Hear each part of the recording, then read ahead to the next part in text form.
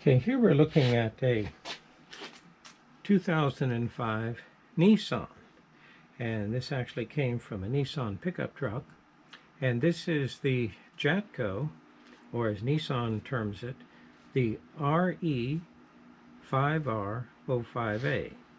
And one thing that often happens with the Nissan application of this transmission is that the heat exchanger, the transmission oil cooler that goes through a section of the radiator, it actually fails and develops a leak.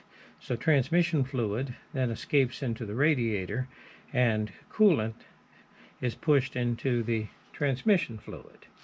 And as you can see, here we see a mixture of antifreeze and transmission fluid. And as I pop the radiator cap on this vehicle, sure enough, oh my, I'm going to be replacing all the hoses and installing a new radiator. There, I got a considerable amount of transmission fluid in it. Now, one thing that happens when that coolant gets into the transmission fluid, it causes all the rubber to swell. And actually, this is for the reverse brake. This is the reverse brake piston, and the rubber has swollen to the point where this would not even release. Now, most of the clutches are not severely burned at all in this transmission, but as you can see, this one is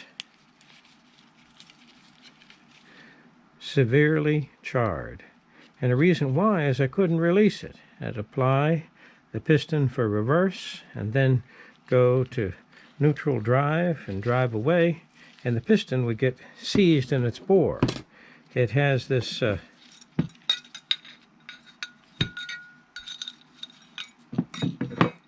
accordion style release spring, but it just didn't have the strength to push that piston back into the bore with this O-ring swollen the way that it is.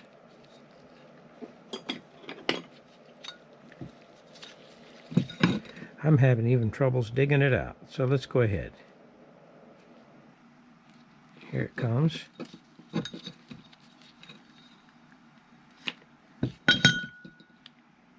Yep. Antifreeze, transmission fluid, and rubber transmission seals.